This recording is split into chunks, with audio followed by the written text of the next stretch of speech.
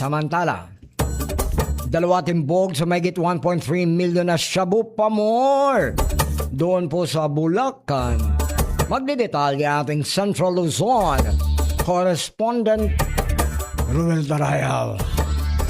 Arestado ang dalawang individual na tandem umano sa pagtutulak ng iligal na droga matapos makumpiskahan ang mga ito ng mahigit 1.3 milyong pisong halaga ng hinihinalang shabu sa ikinasang bypass operation ng pulisya sa barangay Pulong, Sampaloc, Doña Remedios, Trinidad, Bulacan. Batay sa ulat ni DRT Municipal Police Station Chief of Police Major Mark Henry Gonzales kay Central Luzon Police Director Brigadier General Jess Mendez, kinilala ang mga nadakip na sospek na sina alias Mari, 46 anyos, at kasabwat nitong si alias Ray, 46 anyos, na kapwa residente sa naturang lugar. Nadakip ang mga sospek matapos umanong maaktuhang magkasabwat na nagbenta na shabu sa undercover police. Na-recover sa mga sospek ang nasa 197 grams ng suspected shabu na may standard drug price ng 1,339,000 pesos, marked money na ginamit sa bypass, at ang motorsiklong gamit ng mga sospek. Maharap ang mga sospek sa kasong paglabag sa dangerous drug law. Ratsyada ng police report mula sa Camp Olivas, Pampanga.